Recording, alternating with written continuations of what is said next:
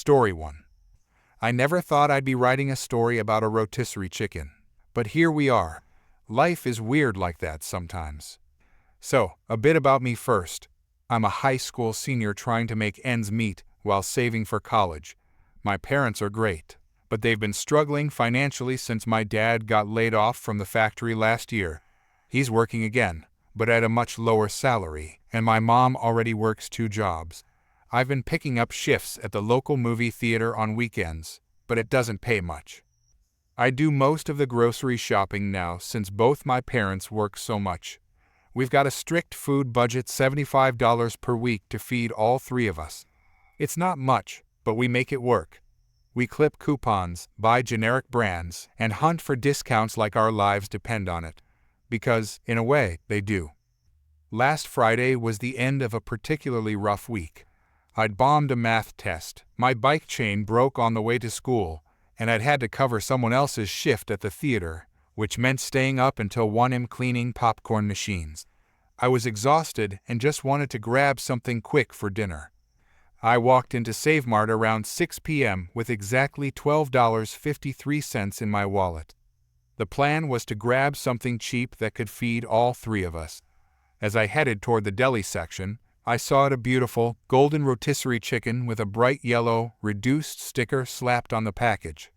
The regular price was $8.99, but it had been marked down to $4.99 because it had been sitting there for a few hours. I couldn't believe my luck. A whole chicken for $5.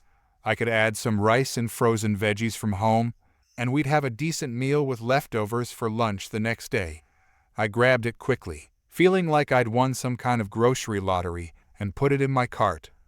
That's when I heard someone clear their throat behind me in that deliberate way people do when they want your attention, but also want you to know they're annoyed.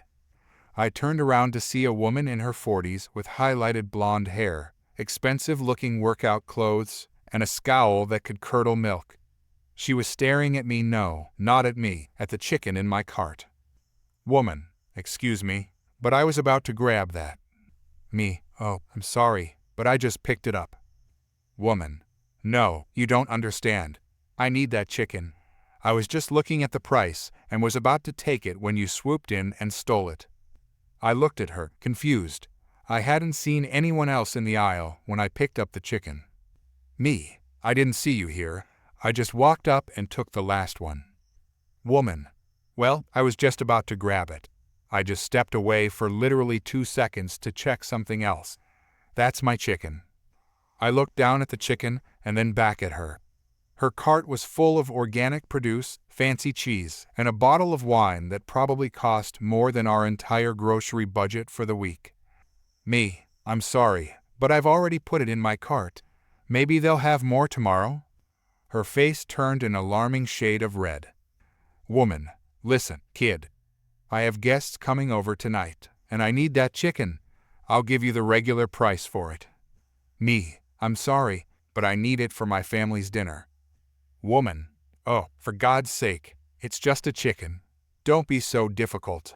Her voice was getting louder now, and people were starting to look in our direction. Me, look, I'm on a really tight budget, and this is what I can afford for dinner tonight.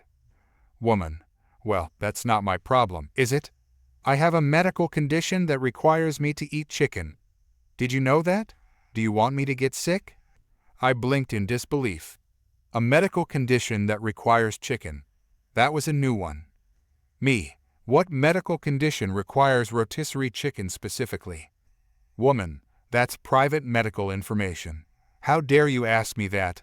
I'm going to get the manager. Before I could respond, she stormed off toward the front of the store. I stood there, wondering if I should just leave with my chicken before she came back. But I needed to get a few more items, and besides, I hadn't done anything wrong. I continued shopping, keeping an eye out for the woman. Sure enough, about 5 minutes later, she returned with a guy in a blue Save Mart polo and a name tag that said Assistant Manager. Woman, there he is. That's the boy who stole my chicken. The assistant manager looked tired, like he'd dealt with this kind of thing before. Assistant manager, what seems to be the problem?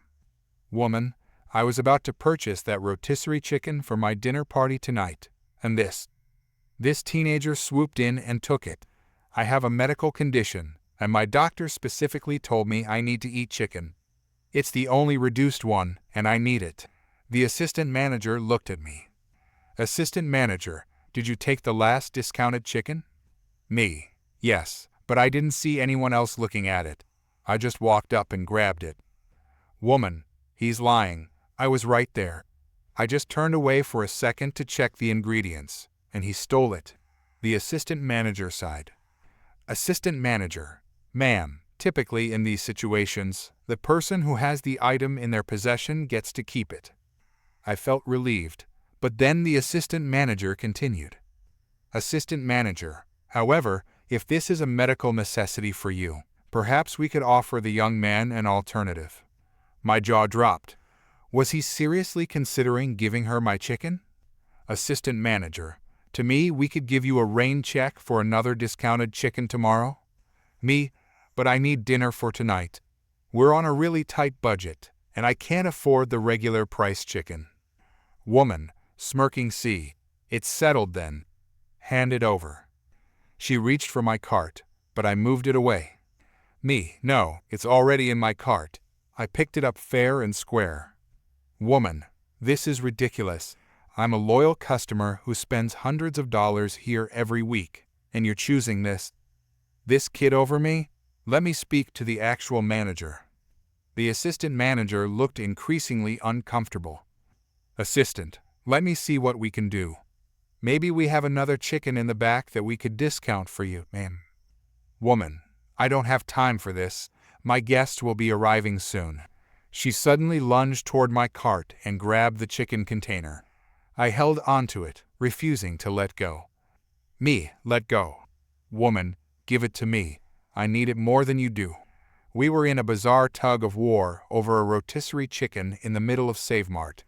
People had stopped to watch, some with their phones out.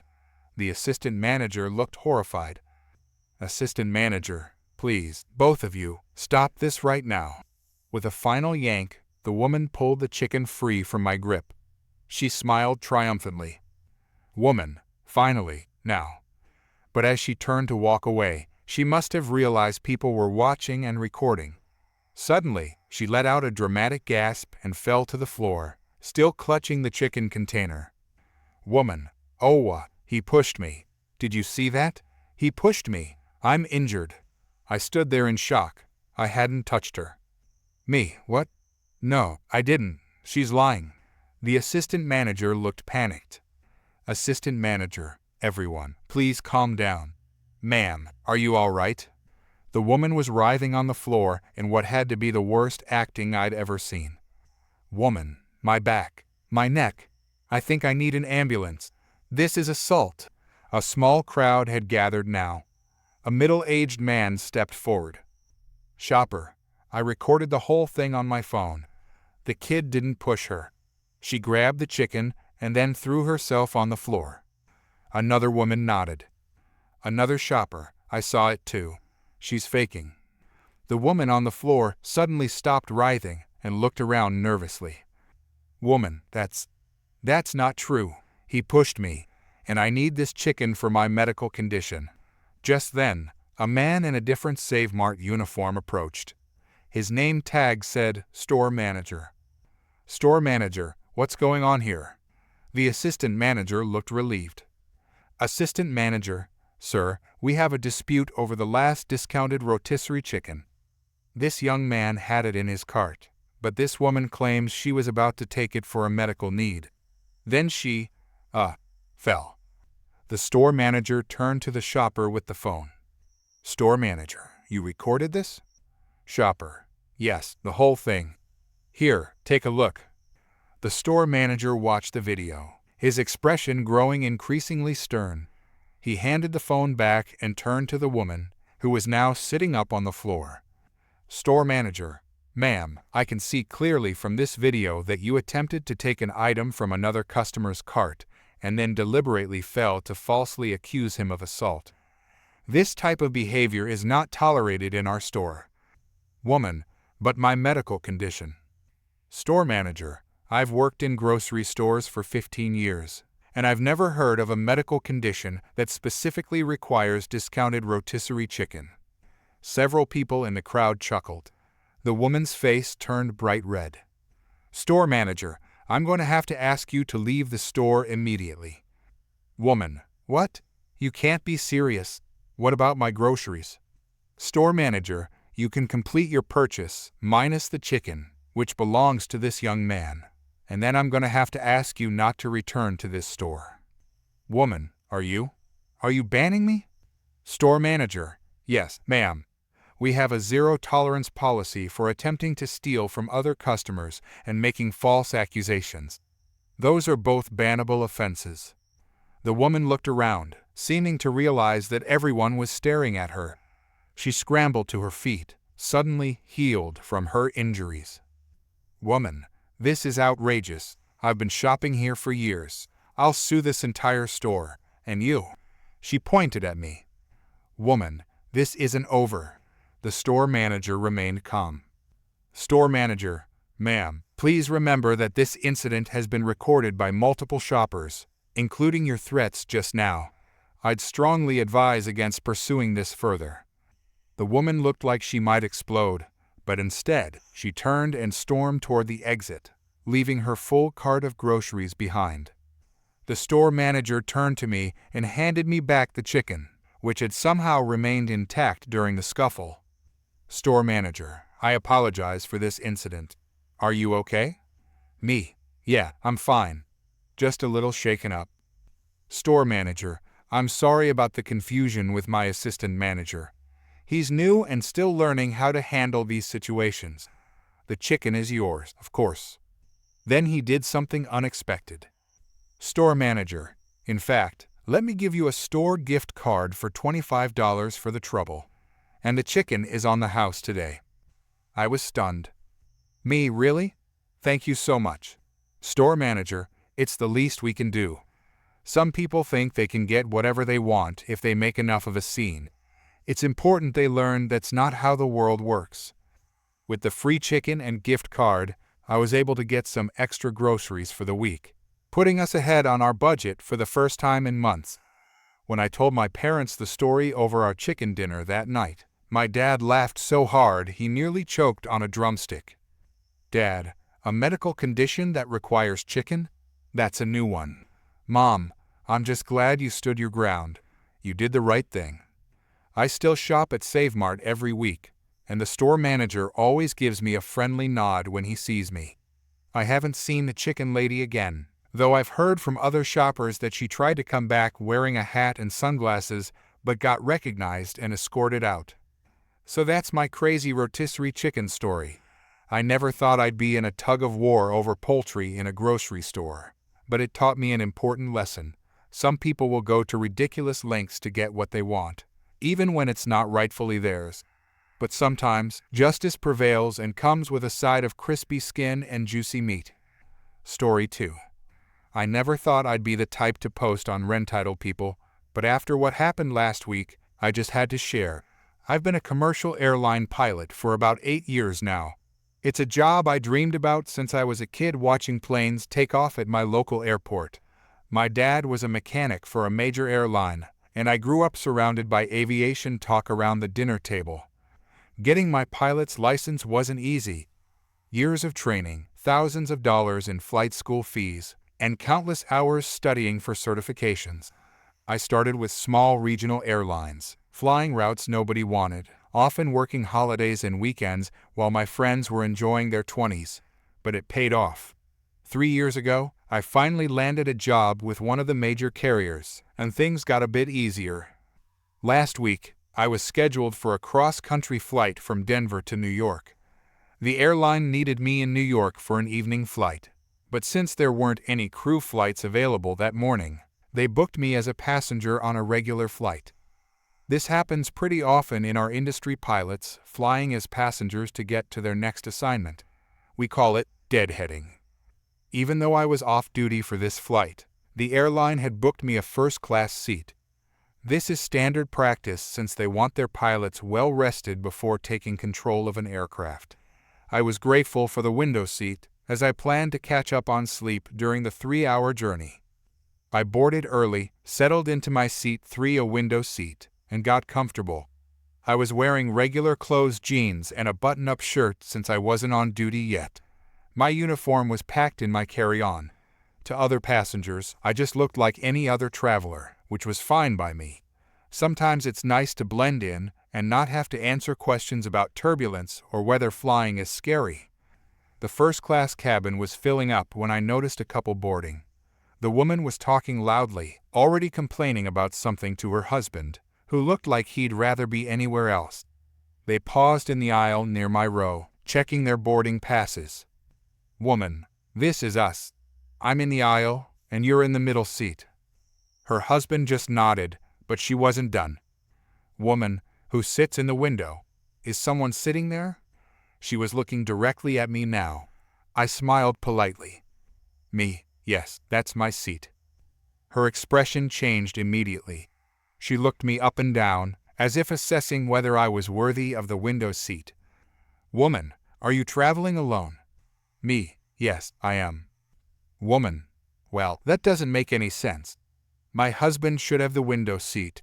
A man shouldn't have to sit in the middle." I wasn't sure if I'd heard her correctly. "Me, I'm sorry, but this is my assigned seat." "Woman, but you're just one person. We're together. It makes more sense for my husband to have the window and me to have the aisle, with nobody in the middle. That way, everyone's happy." Her husband looked embarrassed. "Husband, it's fine, really. I'm okay with the middle." "Woman, no, it's not fine. You're too big for a middle seat. Sir, would you mind switching with my husband? He needs the extra space." I tried to be polite but firm. "Me, I'm sorry, but I specifically booked this window seat. I need to get some rest on this flight." "Woman, rest? You can rest in any seat. My husband is a paying customer, and he deserves comfort." I felt my patience wearing thin but kept my cool. "Me, I'm also a paying customer, and this is the seat I paid for." By now, other first-class passengers were watching the interaction, some with annoyed expressions. The flight attendant, a woman in her 40s who looked like she'd seen it all, approached our row. "Flight attendant, is there a problem here?" Before I could respond, the woman jumped in. "Woman, yes, there's a problem. This man won't give up his window seat for my husband.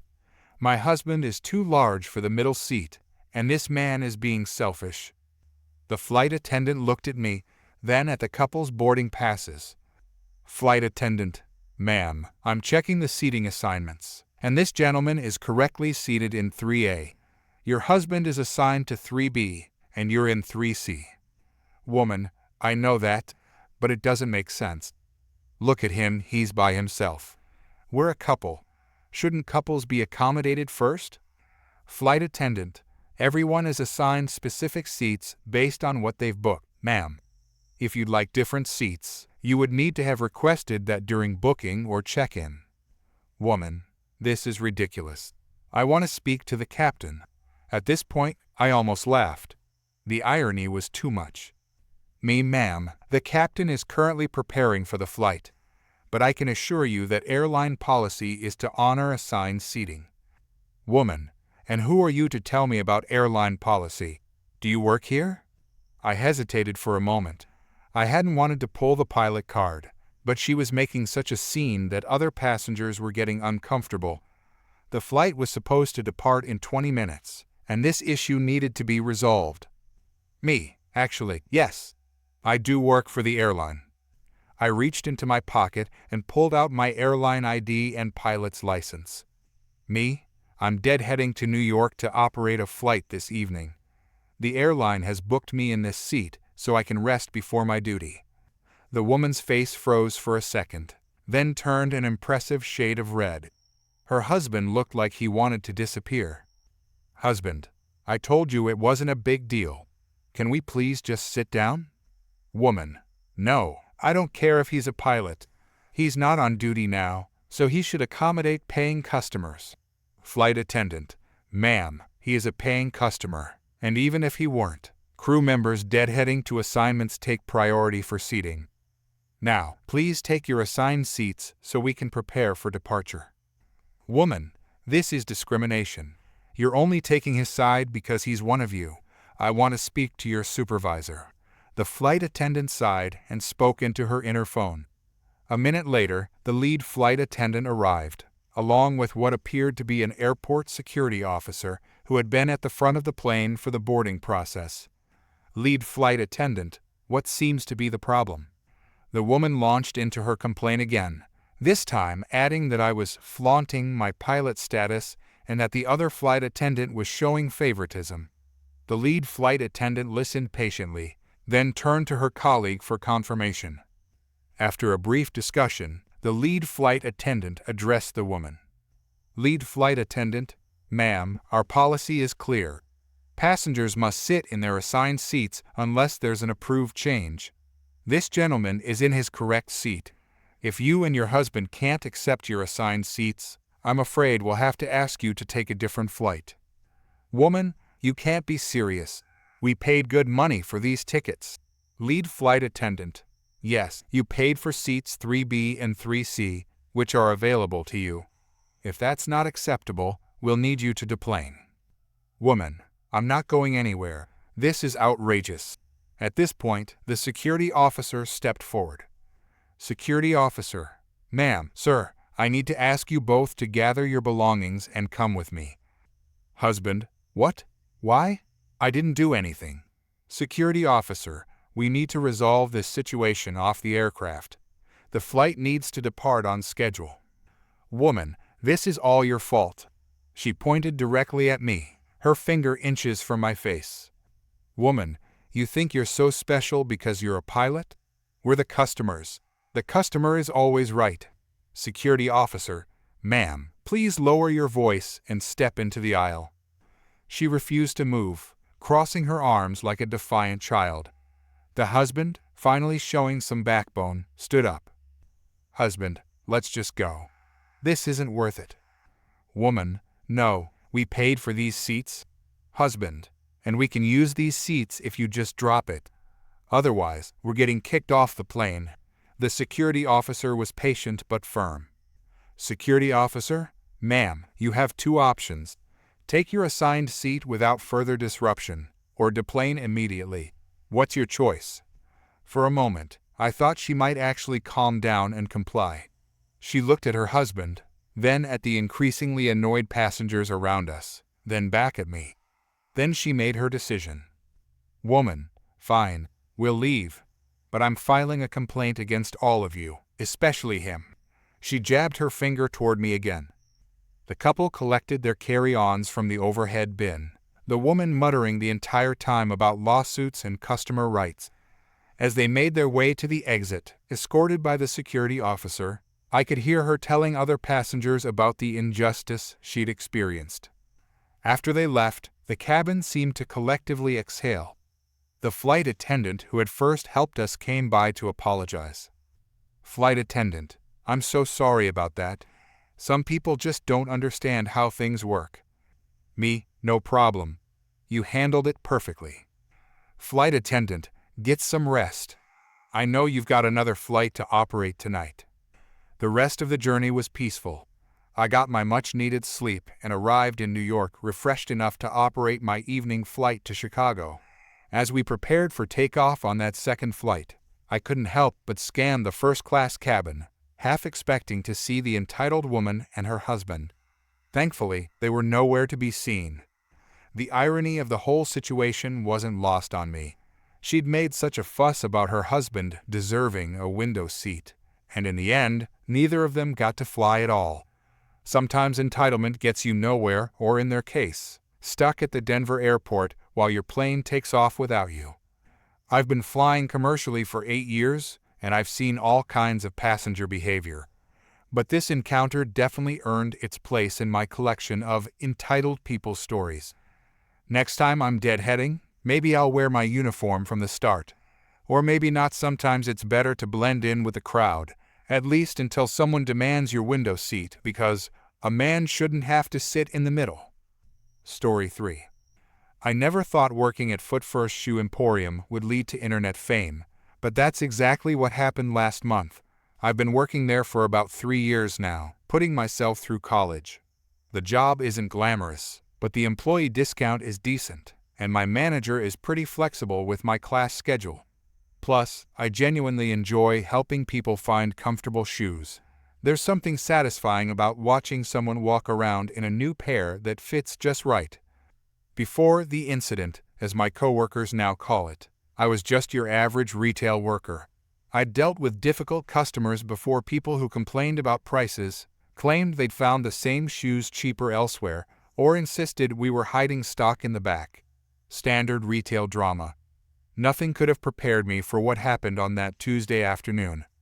It was unusually quiet in the store. Tuesdays typically are. I was organizing the clearance section when I heard the automatic doors slide open. I glanced up to see a woman in her mid-40s stroll in like she owned the place. She had that "I need to speak to the manager" haircut, you know the one, and was wearing expensive-looking clothes that somehow still managed to look tacky. I didn't think much of it at first. Just another customer. I approached her with my standard greeting. "Welcome to Foot First. Can I help you find anything today?" She barely looked at me as she responded.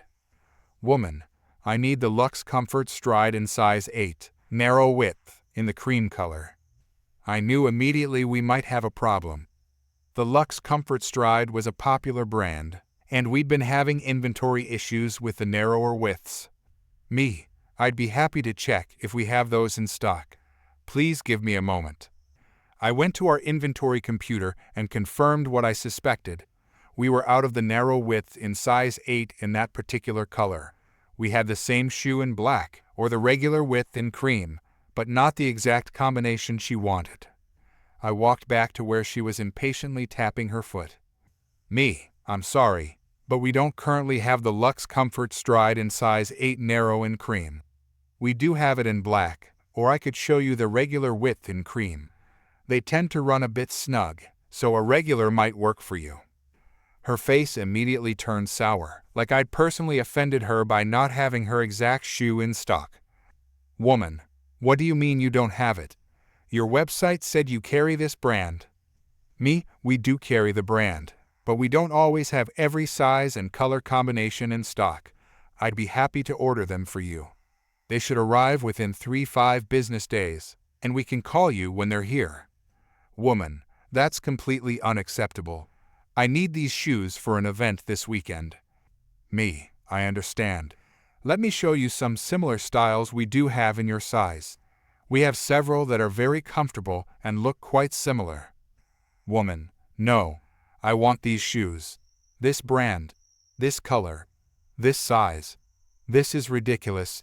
I drove all the way here specifically for these shoes."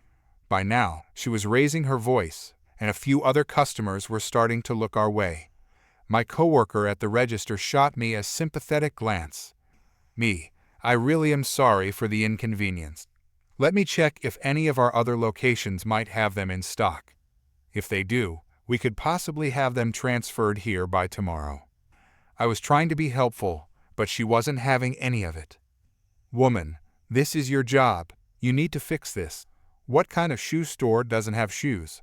We have thousands of shoes, ma'am. Unfortunately, we just don't have the specific combination you're looking for right now." That's when things took a bizarre turn. She looked me up and down, and her eyes fixated on my feet.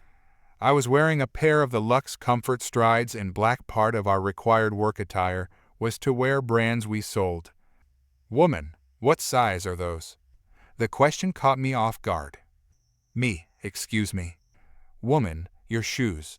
What size are they?" They're size 8. Her eyes lit up in a way that made me uncomfortable. "Woman, perfect. Take them off." I'm sorry. "Woman, take your shoes off and give them to me. They're the right size, and I need Luxe Comfort Strides today." I actually laughed, thinking she must be joking. There was no way this woman was seriously asking me to give her the shoes off my feet. But her expression didn't change. I think there's been a misunderstanding. These are my personal shoes, and they're in black, not cream." "Woman, I don't care about the color anymore. I need size 8 narrow Luxe Comfort strides, and you have them. Right there on your feet. Take them off. I'll pay for a new pair for you." I was completely stunned. In 3 years of retail, I'd never encountered anything like this. "Ma'am, I can't give you my shoes. They're part of my uniform, and I need them to work. But I'd be happy to help you find an alternative." "Woman, get me your manager right now." My manager was already heading our way, having noticed the commotion. "Manager, is everything all right over here?" "Woman, no, it is not all right. This employee is being completely unhelpful and rude. You don't have the shoes I need, and he won't give me the ones he's wearing, even though they're the right size." My manager looked from her to me, clearly trying to process what she'd just heard. "Manager, ma'am, our employees cannot give you their personal shoes. That's not a reasonable request." "Woman, this is outrageous. I've never been treated so poorly in a store before. I want corporate's number. I'm filing a formal complaint." My manager, always the professional, calmly provided her with a customer service number. The woman snatched it from his hand, glared at me one last time, and stormed out of the store, nearly knocking over a display of sandals on her way out. Once she was gone, the entire store seemed to let out a collective breath. "Manager, well, that was interesting. You okay?" "Me? Yeah, just confused. Did she really expect me to work in my socks for the rest of my shift?" We laughed it off, and I went back to organizing the clearance section, figuring that was the end of it. Boy, was I wrong. 2 days later, my manager called me into the office. Apparently, the woman had not only filed a complaint with corporate, but had written a scathing review online claiming I had laughed in her face when she asked for help and had been condescending and unhelpful.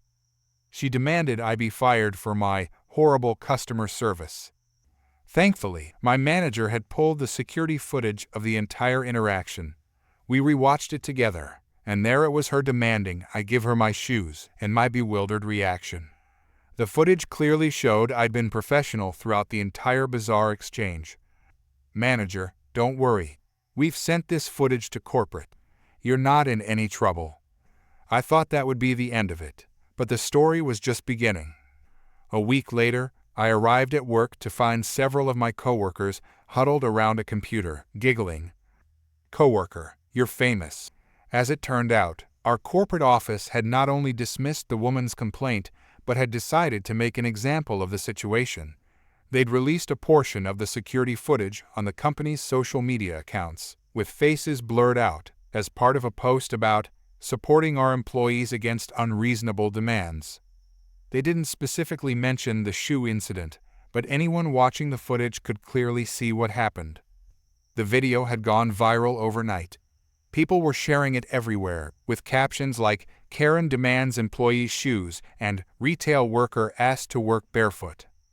Some creative internet users had even added funny subtitles and music to it. The comments section was flooded with people sharing their own retail horror stories and expressing support for retail workers. Many recognized our store from the footage and were coming in just to ask if this was the place where that shoe thing happened. A few days after the video went viral, the regional manager came to our store for a surprise visit. I was called into the office again, and my heart sank. Despite the public support, I worried I might still be in trouble for being part of a viral video that featured our store. Instead, the regional manager shook my hand. "Regional manager, we want to thank you for handling a difficult situation with professionalism. This video has actually generated more positive publicity for our brand than our last 3 marketing campaigns combined."